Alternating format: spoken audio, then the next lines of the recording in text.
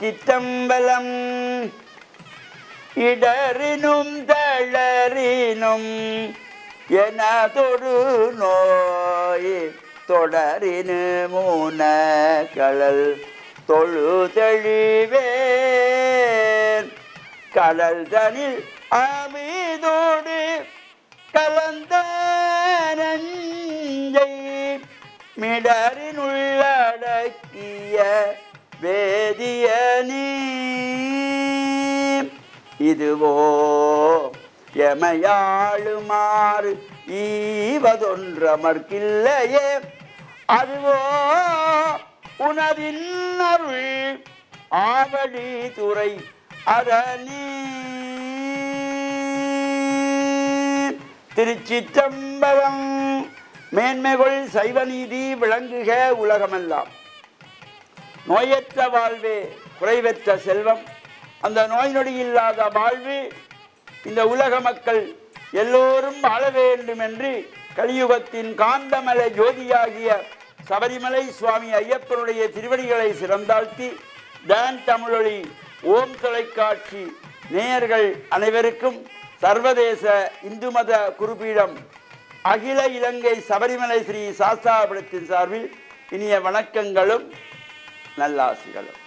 இன்றும் மங்களகரமான குரோதி வருஷம் தை மாதம் 14ஆம் நாள் 27/1/2025 திங்கட்கிழமை. இன்று மலர்ந்திருக்கின்ற இன்றைய பொழுதும் நம் எல்லோருடைய வாழ்விலும் எல்லா விதமான சிறப்புகளும் வெற்றிகளும் கிடைக்க வேண்டும் என்று பிரார்த்தித்து இன்று சோமவாரம் என்கின்ற திங்கட்கிழமை. இன்று பிரதோஷ விரத நாள். சிவன் ஆலயங்களிலே இந்த பிரதோஷ காலத்திலே சாயங்கால வேளையிலே நந்தியம்பெருமாளத்திலே விசேஷமான அபிஷேகங்கள் ஆராதனைகள் நடைபெற்று பிரதோஷ உற்சவங்கள் நடைபெறும்.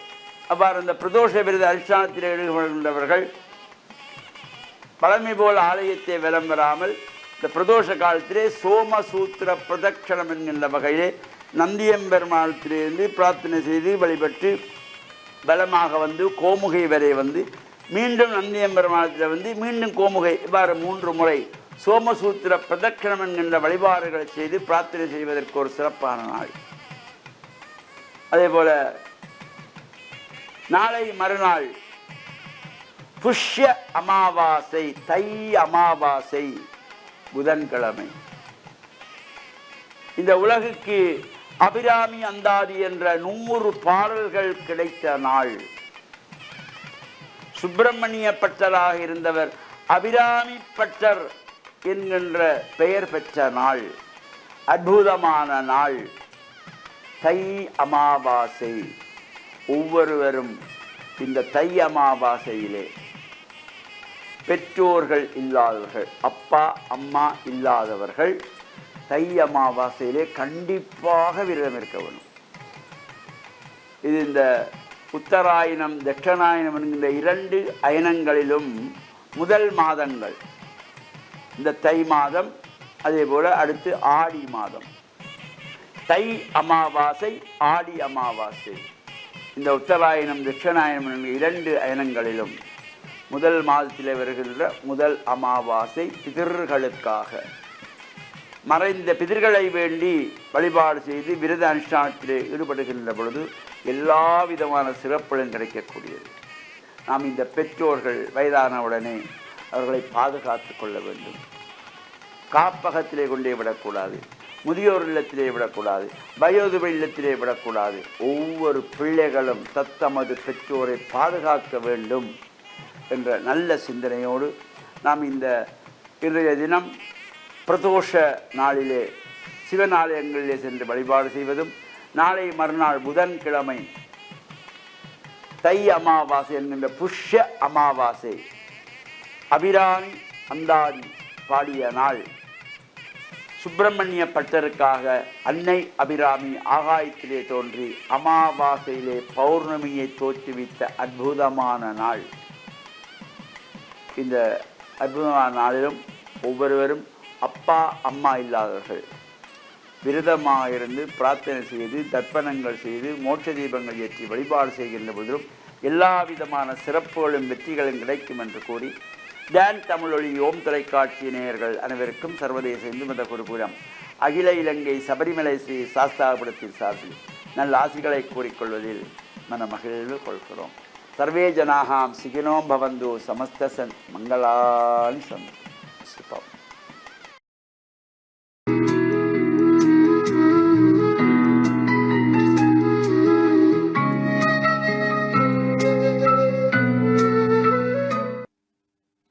இறை இயேசுவில் என் அன்பு நெஞ்சங்களே, கிறிஸ்தவ நற்சிந்தனை வேளையில் உங்களை சந்திப்பதிலே எனக்கு மிக்க மகிழ்ச்சி. ஆண்டவர் இயேசுவின் அன்பும் அருளும் உங்கள் அனைவரோடும் இருப்பதாக.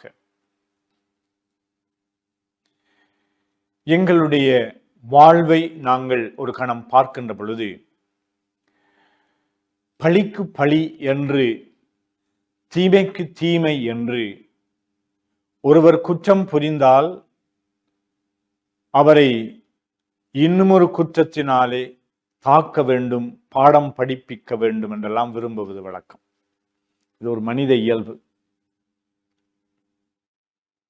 யார் யார் எங்களுக்கு தீமை செய்தார்களோ அவர்களுக்கு இன்னும் பல மடங்காக நாங்கள் எப்படி தீமை செய்யலாம் என்று சிந்திப்பது உண்டு, திட்டம் போடுவது உண்டு, அதை நடைமுறைப்படுத்துவதும் உண்டு. இயேசு அவருடைய பணி வாழ்விலே பேய்களை விரட்டினார், அசுத்தாவிகளை விரட்டினார்.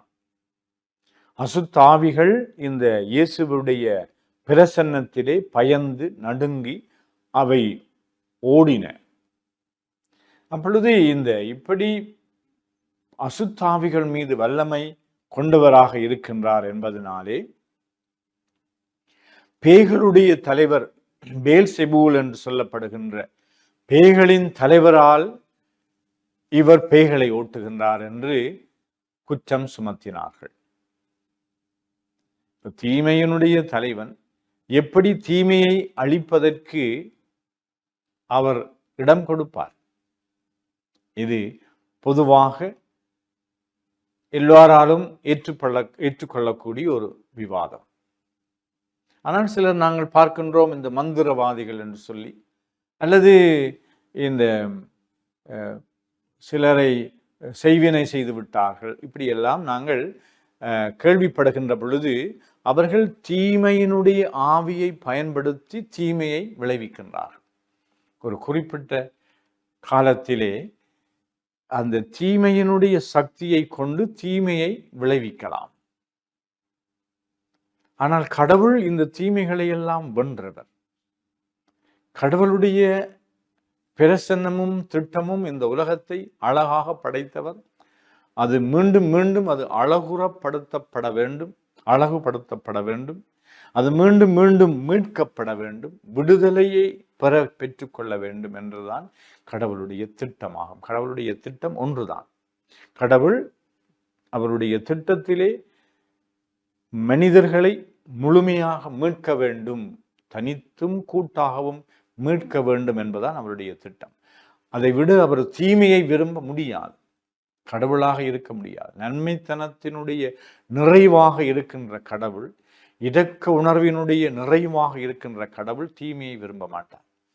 இங்கு எங்களுடைய மனித பலவீனத்தினாலேயோ அல்லது ஒரு குறுகிய காலத்திலே நாங்கள் எங்களுடைய வர்மத்தை, எங்களுடைய உள்ளத்திலே இருக்கின்ற கோப உணர்வுகளை நாங்கள் அதை வெளிப்படுத்துவதனூடாக பெற்றுக்கொள்ளக்கூடிய சிற்றின்பங்களிலே நாங்கள் திளைப்பதற்காக பழி, கோபம், தண்டனை இவற்றிலே நாங்கள் எங்களை சிக்க வைக்கின்றோம்.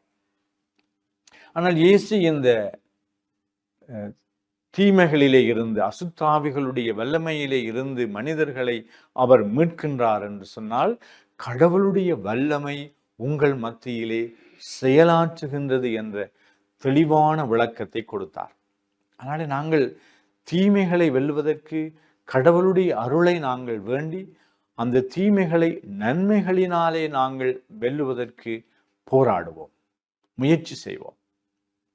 ஒருவர் எனக்கு குற்றம் புரிந்தால் அவருக்கு நான் நன்மை செய்வதனூடாக, அவரை மன்னித்து ஏற்றுக்கொள்வதனூடாக, அவரோடு என்னுடைய நன்மைத்தனத்தை பகிர்ந்து கொடுப்பதனூடாக, அவருடைய கோபத்திற்கு என்னுடைய புன்னகையை நான் பரிசாக பதிலாக நான் கொடுப்பதனூடாக கடவுளுடைய அருளை நான் பயன்படுத்துகின்றேன். கடவுளுடைய அருள் இருளில் இருக்கின்ற மக்களுக்கு பேரொளியாக தோன்றியவர் தான் கடவுள் இயேசு.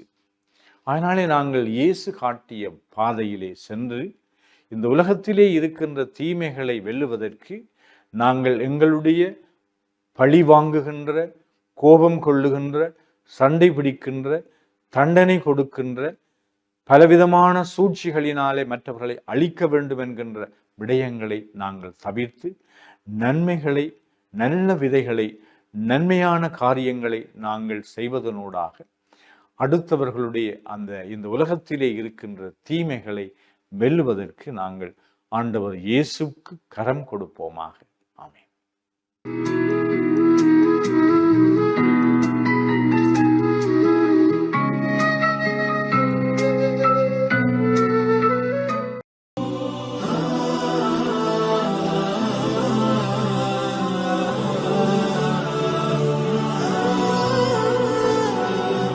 அஸ்ஸலாமு அலைக்கும் வரஹ்மத்துல்லாஹி வபரகாத்துஹு.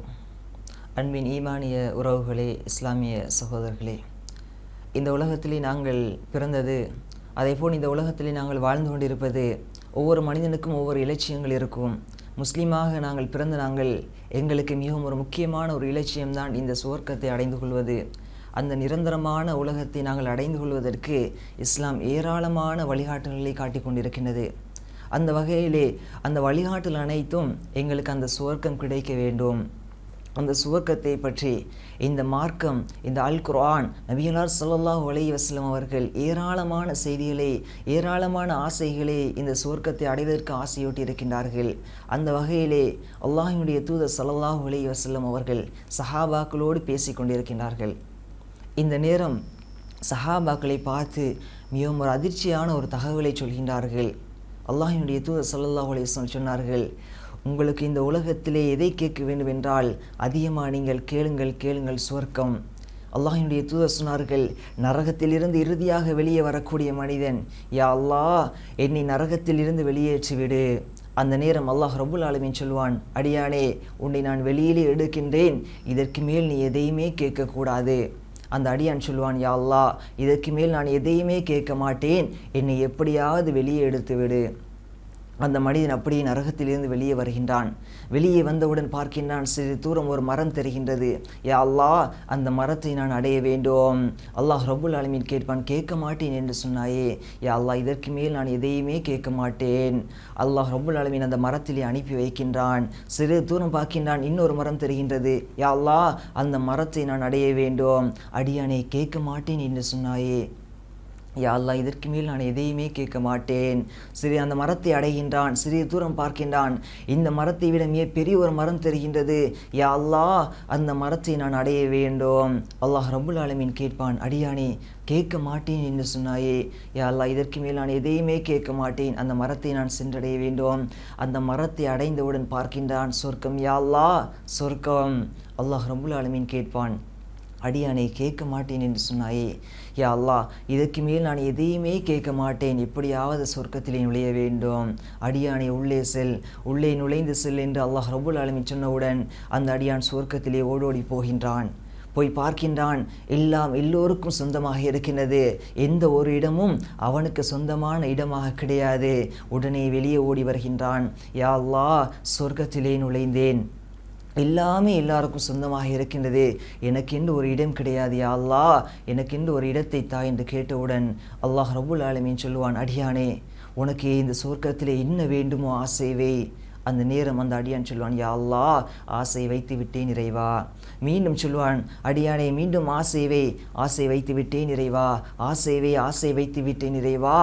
5 முறைகள் அல்லாஹ் ரப்புல் ஆலமீன் ஆசை வைக்குமாறு கட்டளையிடுவான். அந்த மனிதன் 5 முறையும் ஆசை வைத்தவுடன் அல்லாஹ் ரப்புல் ஆலமீன் சொல்வான், அடியானே நீ 5 முறை ஆசை வைத்தாயே, அதுவும் இந்த உலகம் இருக்கின்றதே, இந்த உலகத்தை போன்று 10 மடங்கு உலகமும் இந்த சொர்க்கத்திலே உனக்கு இருக்கின்றது, உள்ளே போ என்று சொன்னவுடன் அடியான் அந்த நேரத்திலே அல்லாஹ் ரப்புல் ஆலமீனை பார்த்து சொல்வான், யா அல்லாஹ், சொர்க்கத்திலே நுழைவாறு கேட்டேன், நுழையச் சொன்னாய். 5 முறை ஆசை வைக்க சொன்னாய், ஆசை வைத்து விட்டேன். ஆனால் இந்த உலகத்தை போன்று 10 மடங்கு சொர்க்கம் இவ்வளவும் எனக்கா? கேலி செய்யாதே யா அல்லாஹ் என்று சொன்னவுடன் அல்லாஹ் ரப்புல் ஆலமீன் சிரிக்கின்றான். சிரித்தவுடன் அல்லாஹினுடைய தூதர் ஸல்லல்லாஹு அலைஹி வஸல்லம் அவர்கள் சஹாபாக்களுக்கு முன்னால் சிரிக்கின்றார்கள். சிரித்தவுடன் சஹாபாக்கள் கேட்டார்கள், அல்லாஹினுடைய தூதரே, ஏன் சிரிக்கின்றீர்கள் என்று கேட்டவுடன் அந்த நேரம் சஹாபாக்களை பார்த்து அல்லாஹினுடைய தூதர் சொன்னார்கள், இந்த அடியான் சொன்ன வார்த்தையை கேட்டு இந்த அடியான் இந்த கேலி செய்யாதே யா அல்லாஹ் என்று இந்த ஆச்சரியத்தோடு சொன்ன இந்த வார்த்தையை கேட்டு அல்லாஹ் ரப்புல் ஆலமீன் சிரித்தான், அதற்காக நான் சிரிக்கின்றேன் என்று சொல்கின்றார்கள். உடனே அல்லாஹினுடைய தூதர் சொல்கின்றார்கள், அல்லாஹ் ரப்புல் ஆலமீன் அந்த அடியானை பார்த்து சொல்கின்றான், அடியானே சுவர்க்கத்திலே நுழை. அந்த அடியான் சுவர்க்கத்திலே ஓடோடி போகின்றான்.